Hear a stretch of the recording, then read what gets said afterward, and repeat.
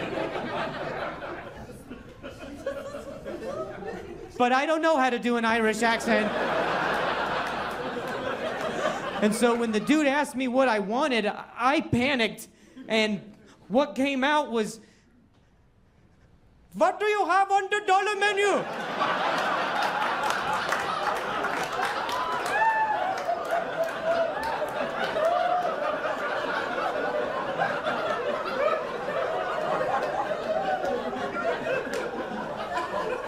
I am a baller on a budget.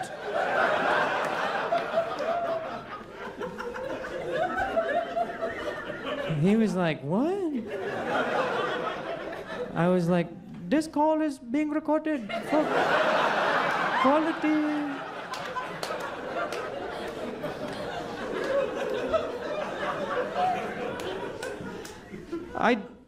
I did the whole order like that, which I thought was a great idea, till I realized I was going to have to pull this car forward. And they're probably expecting not me. So what I did was I waited for the employee to have his back turned so I could pull the front of the car past the window, and then I just got in the back seat.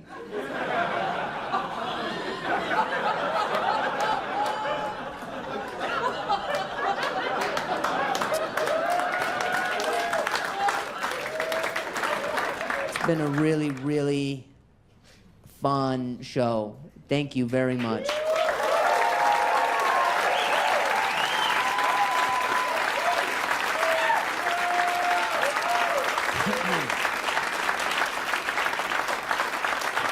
I will tell you how much I appreciate you from the stage, because I don't wait after shows anymore, because I realized recently that I'm an introvert.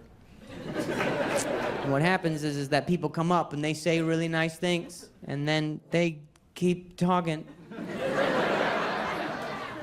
And it's liable to go south very fast when they do that. Like the last time I did a meet and greet, there was a guy who came up to me, started really nice, then it went south.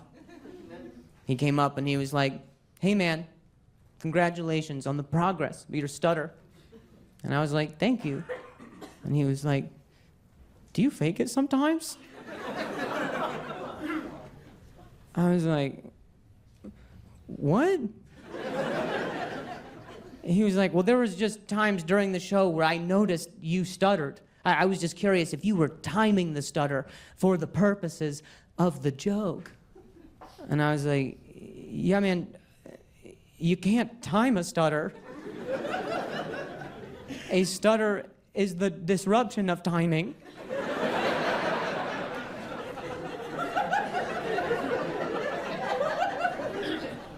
And he was like, "Oh."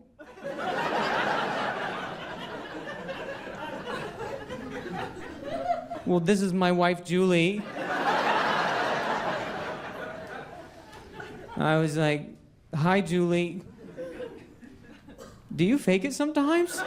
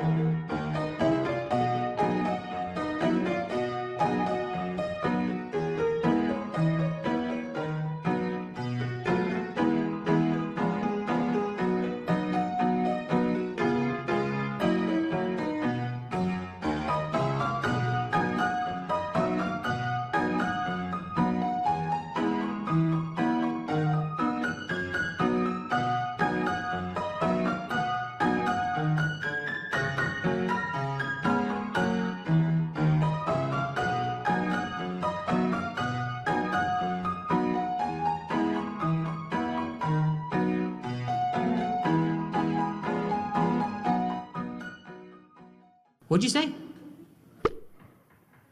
You what? You wrote me a joke? Okay,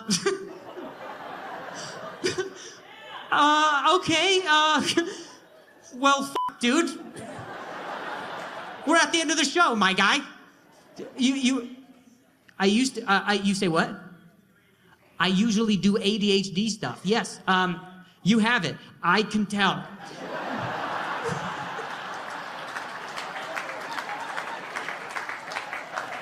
He just tuned into the show now. He's like, I have a joke. I've got it. It took me 2 hours and a bat to interrupt the show, but I got my best stuff. You wrote the joke down? Okay. Tell it at work, you f***ing asshole. I'm at my job right now. I'm trying to close this place down before OSHA gets here. Hey everybody. What you just saw was footage from a live show where a guy interrupted my set because he wanted to tell a joke. In this video, I'm going to walk you through the moments following our heated exchange that ultimately led to him proposing to his girlfriend on stage at my show. Also, we do stand-up videos every week, so go ahead and hit the subscribe button below so you can keep up to date with these insane crowd interactions, as well as my promising ordained minister career. All right, let's get into it. This video comes to us from Madison, Wisconsin, an unbelievably vibrant comedy scene which I tell people all the time is one of my favorite places to visit. As if the events in this video weren't crazy enough already, this night also happened to be the same show where a live bat flew down from the rafters mid-show and attacked us. I'm trying to close this place down before OSHA gets here. Because there's a bat in the attic! If you want to see that bat video after you watch this one, you can find it in the description below. But for now, let's figure out why the guy in the audience wants me to tell his joke. You actually seriously wrote down a joke? Okay, well, all right, well, here's the problem. Wait, hang on, what's your name? Hang on, wait, hang on, don't take that f***ing joke from him. Hang on, what's your name? Jason, okay, all right, well, so the problem is, I want to read it, but if it's very good, I don't want people driving home thinking that was good. I went all out on I caught glitter for 9 hours from the rafters and fought off a winged rat with a stick. And this guy's gonna come in with a joke at the end and people are like, man, I don't know who Jason was, but that guy should have been doing the show. I want to hear more from Jason. Mike and Drew, they were all just warming up for Jay. All right, here's the deal. All right, pass me this joke that he wrote. I'll read this joke. At this point in the show, I have no idea what the paper says. It could be anything. It could be a grocery list, a murder confession, a picture of him naked on a bear rug. Even if it's a joke he wrote, I'm terrified. Oh, Jesus, you wrote me a... What, you got it indented? This is a dissertation? Oh, good, yes, concrete detail, and then commentary afterwards, that's good. He cited his sources at the end. Okay, all right, let's see. Oh, he wrote his plan up top here. Oh, it's at the bottom. Okay, gotcha. Sorry. Oh, yeah, he just, sorry, I'll fold the other things. Okay, all right. So, let me read it first. I want to set you up good, my guy. I don't want to read it, and then it's super racist, and then I get canceled. I don't want you to catch me laughing at it. And I'm like, oh, no, it was really good.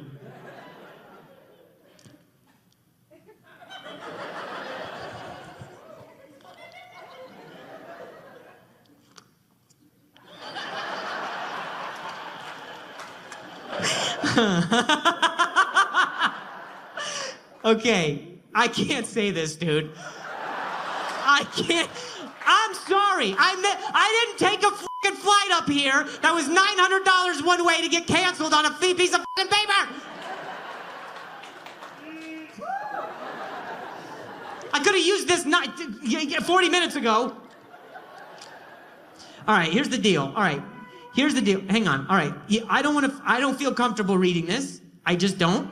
But I want, if you want to read it, you can come up here and read it if you want.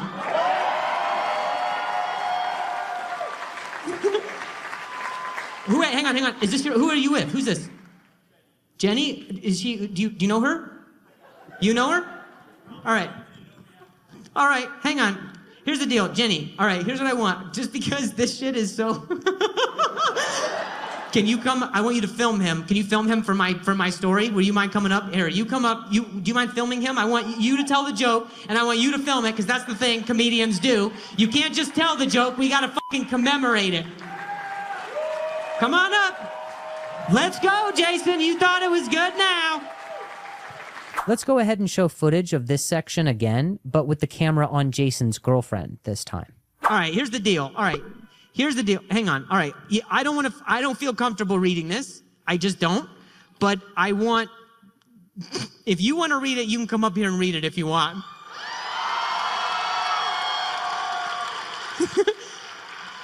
Hang on. Is this who are you with? Who's this? Jenny? Is she, do you know her? You know her? All right, hang on. Here's the deal, Jenny. All right, here's what I want. Just because this shit is so... Can you come? I want you to film him. Can you film him for my story? Would you mind coming up? Here, you come up. Okay, now that everybody's super uncomfortable, especially Jason's girl, it's time to get them both on stage. I tell them to use the stairs over to the right because the bat is on the other side of the stage. Bizarre night, honestly. There's stairs right over... Well, no, don't use those. Come on over here to these. I'm gonna give you the... All right, let's see what happens. Hey, give Jason... He's gonna tell a joke tonight, and we're gonna film it. All right, here we go. All right, here's your joke. Here you are. All right, Jenny, will you come film him for me, please? Oh, you got it? Here, can you do it? Here, I'll film it. Actually, no. Here, use my phone, please, if you can. Can you double record this, please? Okay, that'd be good. All right, here we go. All right. I know it's for me to read, but, well, hang on. Hang on. You're way far away. Get closer. It wasn't even recording, Jenny. All right, you have that angle, and I'll have this angle. Here we go. This will be perfect. All right. Oh, wait, here's the, here, I'll give you the mic so everybody can hear it. Here we go.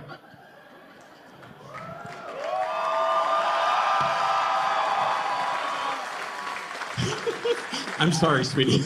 I know I didn't warn you I was going to do this. I barely knew I was going to do it.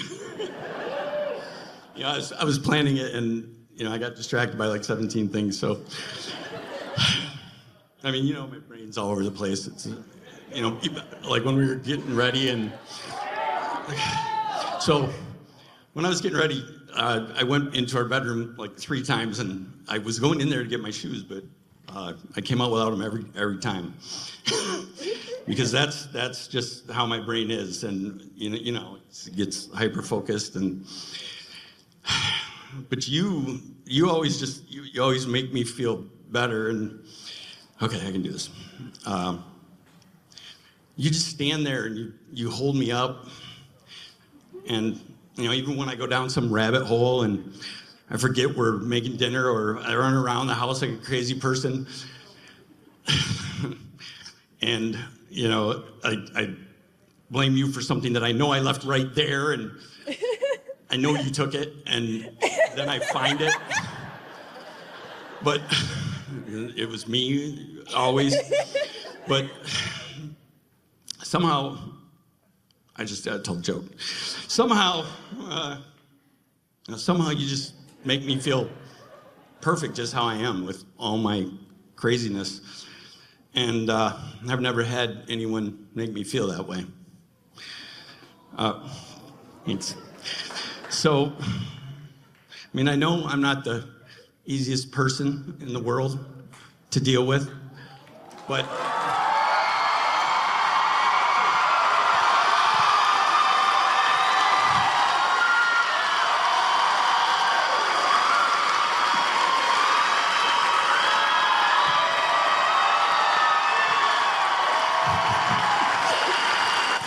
I know I'm not the easiest person in the world to deal with, but I can't imagine going through this life dealing with this world with anyone but you. Jenny, I love you. Will you marry? Hey, before we get to her answer, go ahead and drop me a comment about what you did and didn't like in this video. Is it appropriate to stop a comedy show in order to propose to your betrothed? I mean, I'm a sucker for jokes, but I'm an even bigger sucker for love. Like when I proposed to my wife... Jenny, I love you. Will you marry me?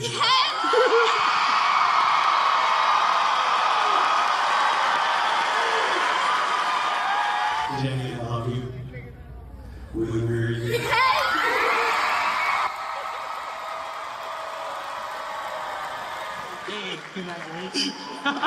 Thank you so much.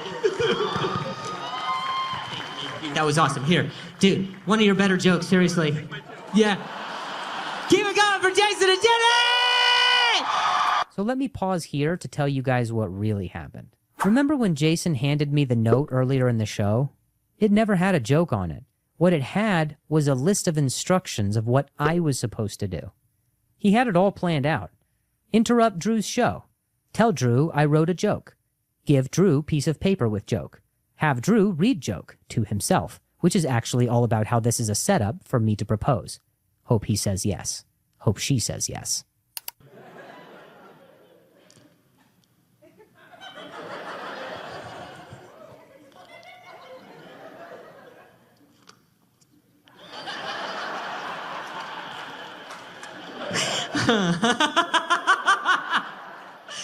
Okay, I can't say this, dude. I can't.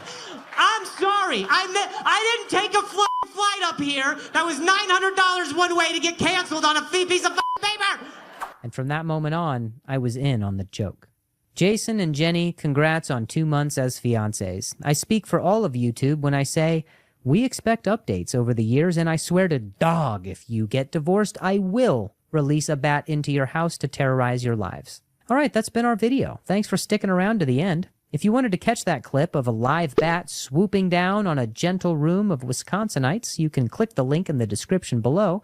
And now's a good time to mention I am touring, so feel free to pop on over to drewlynch.com to grab tickets to a city near you, because you never know where Cupid will strike next. All right, we'll see ya.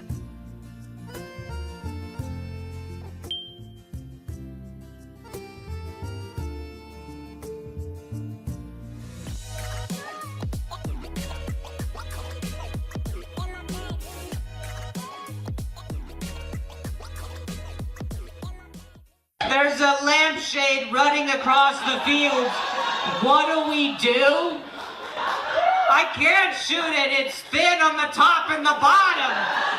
Just aim in the middle, Charlie. They learned there's a golden silk weaver spider.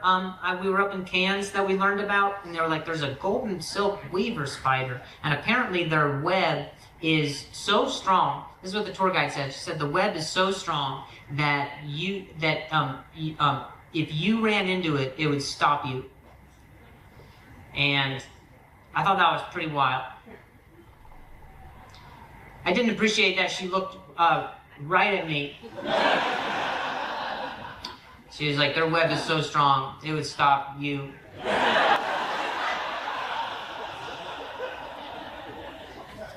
That hurt quite a bit, honestly. That would hurt more than running into the web. That hurt a lot, what she said.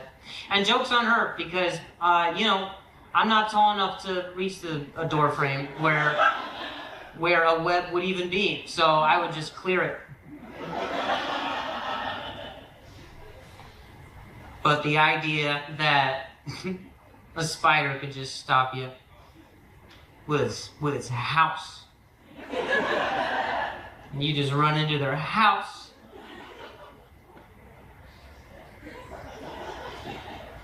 You guys are all okay with this stuff, because you live here, but you can't stop me from talking about it, okay? You guys have just been gaslit your whole lives into believing that that's okay. That a web is so strong that I could just stop. Could you imagine just running into nothing? And then you just stop. You're like, oh my god, my face hurts because I ran into silk. Next, they told me that web is so strong that you like it's used in bulletproof vests. That's how strong it is. Do you know how much that upsets me as an American?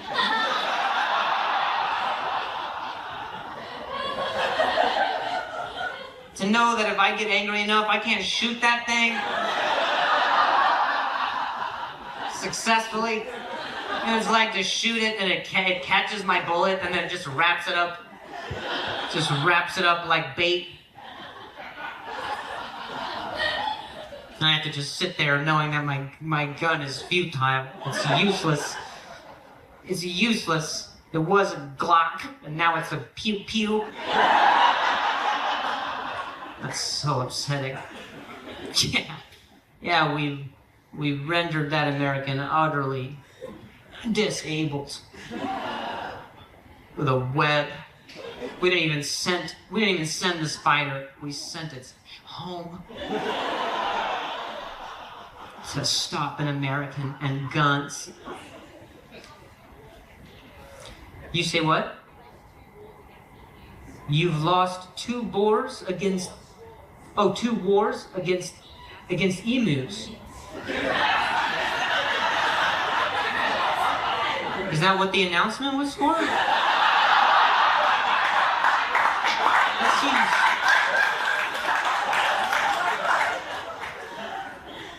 Ow.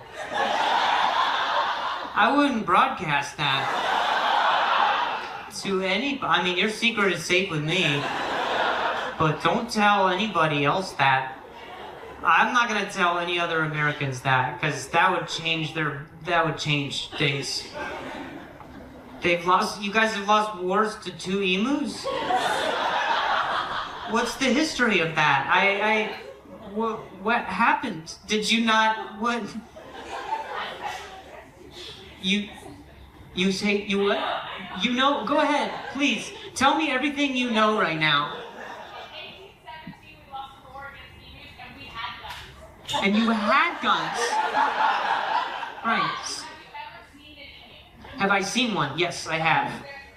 They are scary, but I can see one from over there and go, that's scary, and then pew pew. Unless it's standing behind webs, which is messed up. If it was emus and a golden silk weaver web, that's cheating. That's not fair. You don't get to have an attack and a defense. That's cheating. Sorry, keep going. I didn't mean to cut you off. You had more. This was in 1817. Okay. Oh.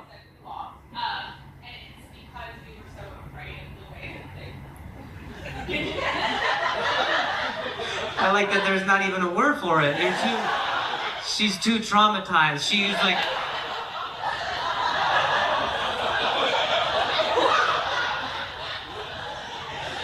One by one.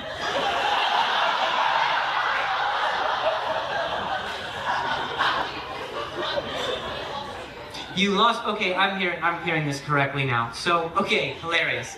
So, you didn't. All right, that changes it. Okay, so you didn't. Oh, I was numbering the number of emus. It's the number of wars. Okay, hilarious.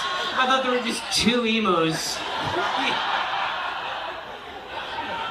You guys just had a hard-fought battle. And you almost got him down. And then another one just shows up.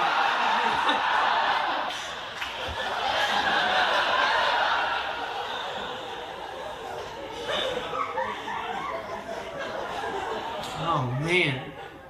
Losing. Fool me once, right? Fool me once. Fool me. Lose a battle to an emu the first time, shame on me.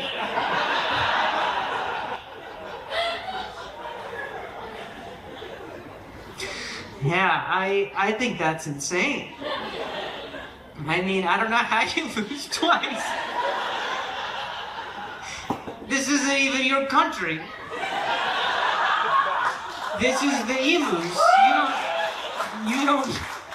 You don't, like, how do you have rights and how can you just cook poultry openly knowing that you lost? The idea that there are soldiers who have fallen and have been like, I lost in the Battle of Emu, and people are like, which one?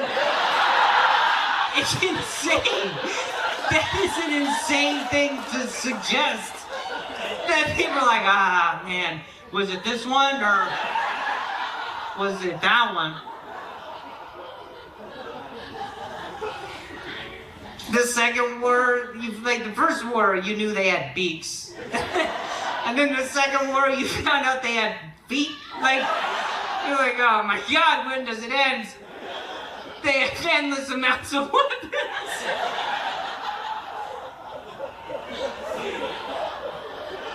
The first war, you went after their face, and they're like, ah, they got beaks, you gotta be careful. Next time, we'll try their feet. And then you found out that's how they attack as well. There's no vulnerable area on an emu unless it's a giant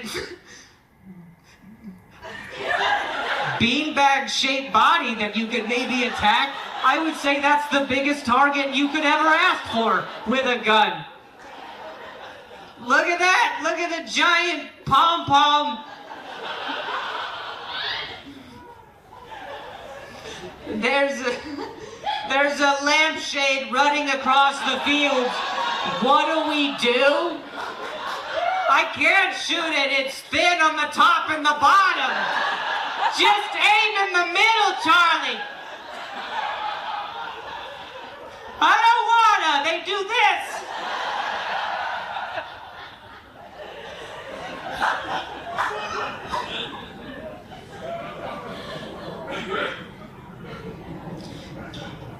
Man, we're gonna hold because there's someone's taking off right now. Jetstar finally got their paperwork, so we're just gonna have to hold for a second. Now's as good a time as any for a moment of silence. After not one, but 2 wars with him.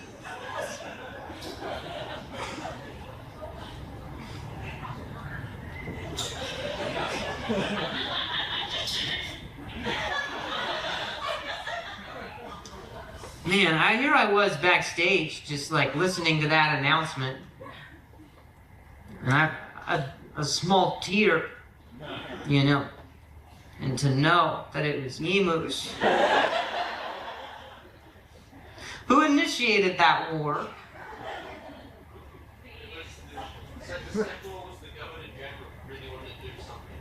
The second one was the Governor General.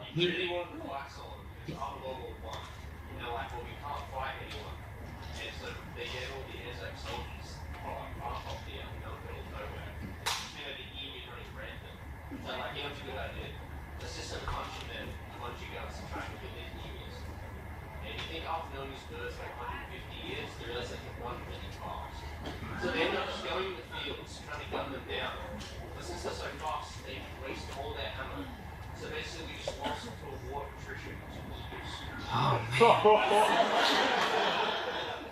man. It's more embarrassing the way you told it.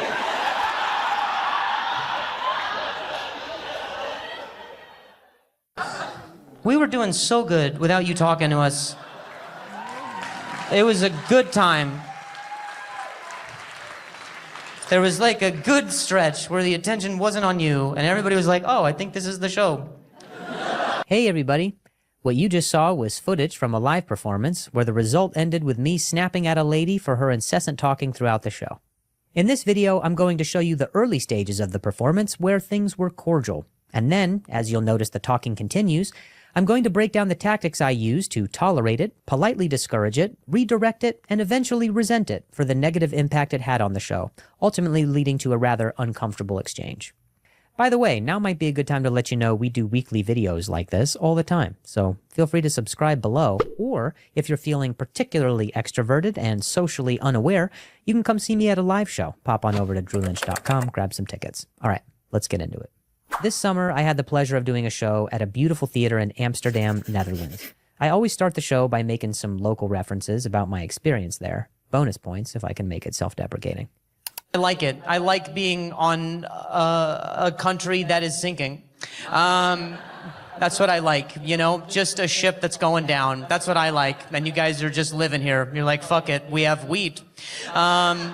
We have weed, and that keeps us up. That brings us up. It balances it out.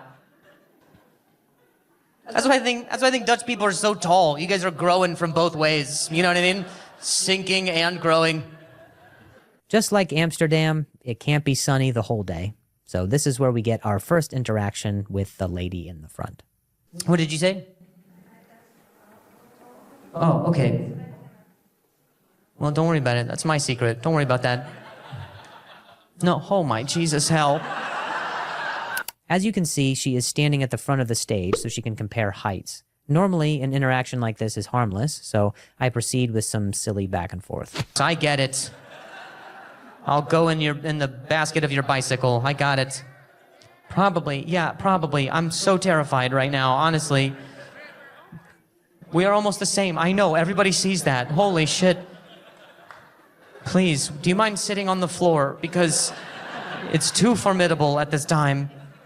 Sometimes it can be difficult to navigate banter with an audience member while maintaining control of the show. I'm hoping that this person understands there are conditions to our interaction, which is that it is still my job to make sure everyone has a good time. So, to gauge whether she is at least receptive to listening to me, I disguise a request in the form of a joke. Please, do you mind sitting on the floor? Because it's too formidable at this time. The subtext here is, I need you to sit down or else security will throw you out. That was crazy.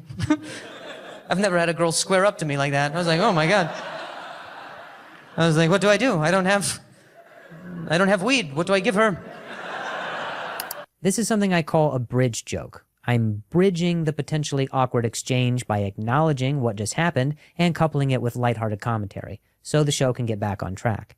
But then she continues to interject. Help! That was incredible. Thank you. Appreciate that. Do you know her? No. No? All right. The subtext here is, does anyone claim this person? Is this normal? The audience can tell that this is a bit of an unconventional start, so I try to still keep things friendly by saying, What's on your shirt here? What's on your shirt down there at the thing? Yeah, what is this? Okay.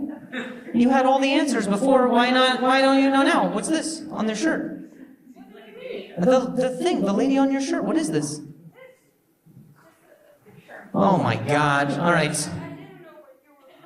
I'm pointing at the only thing on your shirt right there that's there on your shirt.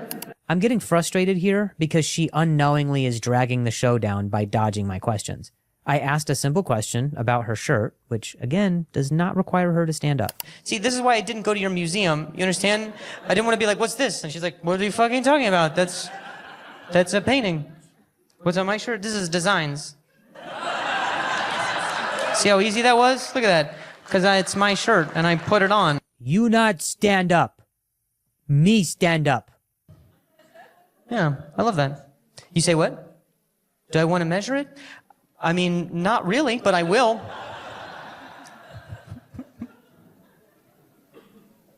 I have a feeling that you would take me. That's what it feels like. I feel like she would take me. She would shove me right in her cleavage and make a run for it. Get on her way to the bike. No, see, that's what I'm afraid of. No. What's happening here is one of the worst things that can happen to a show. The audience applauds after watching me navigate an awkward dialogue and funnel it to an exit point, while the person I'm talking to is confusing the applause for encouragement. So she thinks we're a duo now.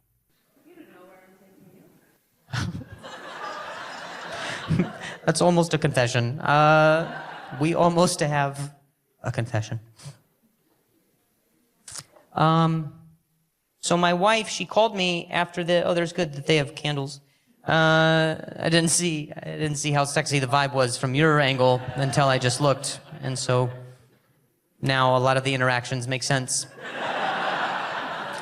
I can't even blame you for wanting to take me. It's the aromas. They You're not in your right headspace right now. This isn't your fault. Another bridge joke. Still trying to be diplomatic and find something else to talk about, like candles. Eventually, I'm able to get into some material and get the show back on track with, surprisingly, an abortion joke. I'm not going to tell it now. You can come see me in person if you want, but it's not long before the Dutch oven's timer goes off once again.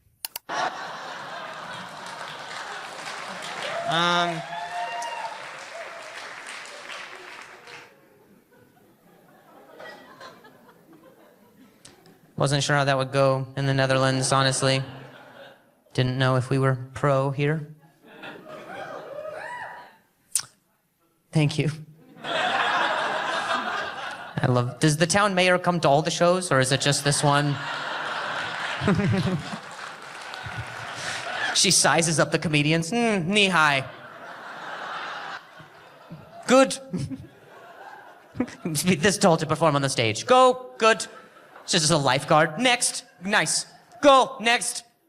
The feeling in the showroom has changed. This is the first time that I took a shot at how disruptive she's been. I tried being friendly, which got the show nowhere, and so now my boundary has become more rigid. The next part of the show is very vulnerable for me because I opened up to the audience about my softball injury and why I stuttered for so many years. That's what happened to me. I had a softball injury. And I explained this. Good. Good. You don't need to tell me everything you do know and don't know. I'm just going to assume you know. You know everything at this point. So...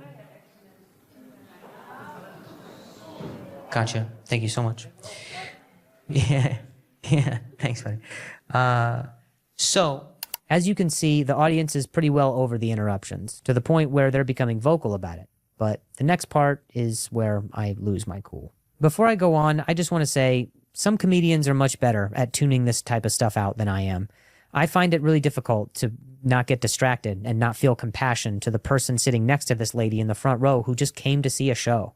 A performance needs rhythm and it needs momentum sometimes, and the fact that this one never really felt like it was ever on track is what led me to snap at her. Here we go. you say what?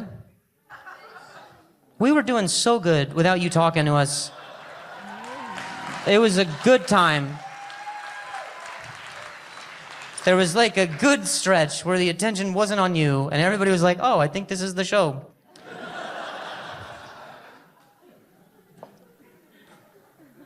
And you think I don't pay attention, but when you're not talking, then you're talking to that guy. I'm like, holy shit, we gotta find a buddy system for you out in the hallway or something.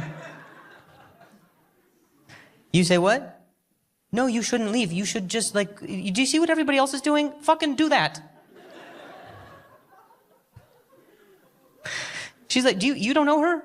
Oh my God, I thought she knew you and she was like talking to you, but now that I know she doesn't know you, it makes it so much worse. She's like talking to him. I was like, is she selling him something? What is going on? I'm sorry, it's just when you're this close to me and I'm talking and people are talking, it makes me stutter. I can't I'm trying to, you know what I mean? I'm trying to fucking push that shit down, you know what I mean? And then you're talking and I'm like, it's about to come back and this show's about to be so much longer and I don't want that. I'm trying to get you home before the rain returns. So that's it. I'm trying to get you home, all right?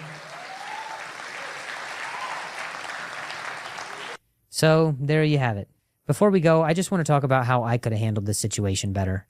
I probably could have just told her to be quiet, flat out, or I could have had the security guard kick her out, or maybe I could have been less sensitive to the fact that when she wasn't talking to me, she was talking to the person next to her. But I think that there's a small part of my ego that needs to make sure everybody is happy and had a good time and that I was liked. And had I had a do-over, I would have put more effort into firmly quelling these outbursts much earlier in the show to make for a better show. Above all, I just wanted to give people in Amsterdam, a place I don't visit that often, a good time.